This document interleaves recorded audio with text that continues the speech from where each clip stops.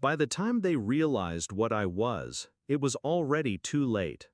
It started with a glance, not from my daughter, not from the boy, from my wife.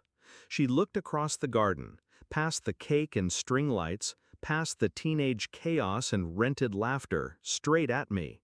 And then she smiled. A private smile. The kind that doesn't invite you in. The kind that lets you know you're already too late. I was mid-conversation with her father when I saw the boy, the police chief's son, drop something in my daughter's soda. It was casual, fast, practiced.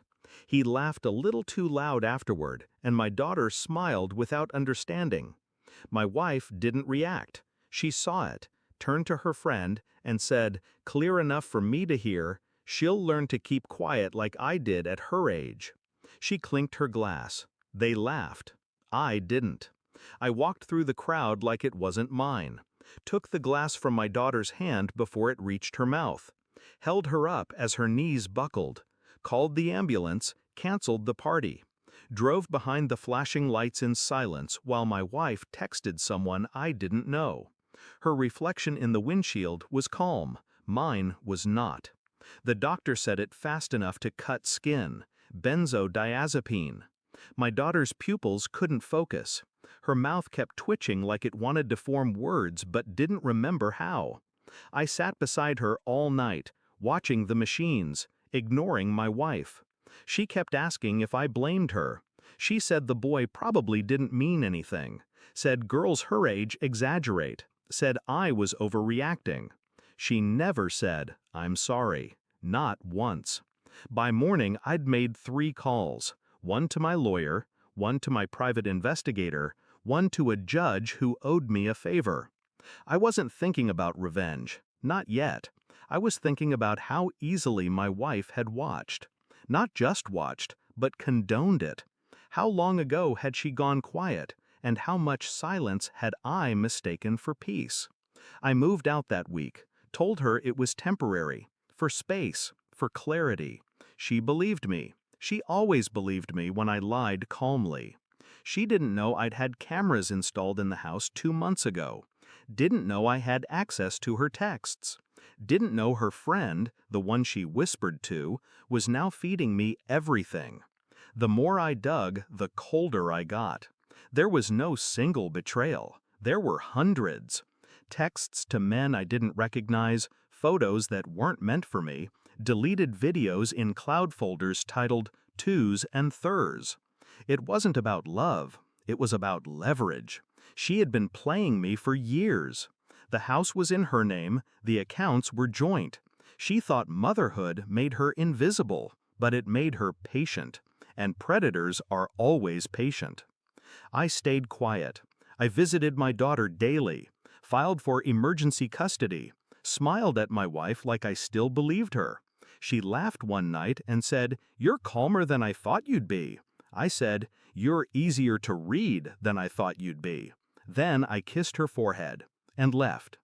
The PI handed me the flash drive like it was a weapon. It was. There were messages from the boy's father, the police chief, worried the incident would go public, promising favors to keep it quiet. And there, my wife saying, he won't risk ruining her. He loves that girl more than he loves justice. She was right, but not about which way I'd go. I handed her the folder during breakfast. No warning, just slid it across the counter as she sipped her smoothie. She opened it, flipped through photos of herself in hotel rooms, screenshots of her messages to the chief, records of hush money transferred from her secret account. Her hands shook. She looked up and tried to speak. I just sipped my coffee.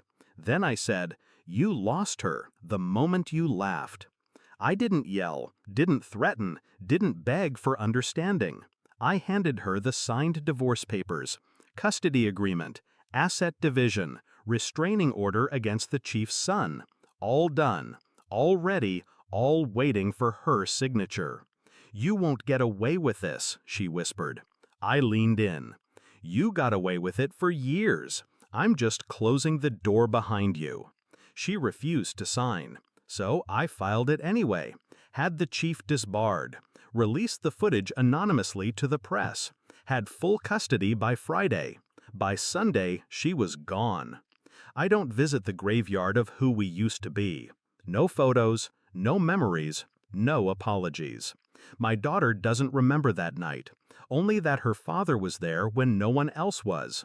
That's all she needs. That's all I'll ever give. Some people mourn what they lost. I study what I missed. The red flags, the hesitation, the laughter that didn't reach her eyes. Now I pay attention. Now I listen.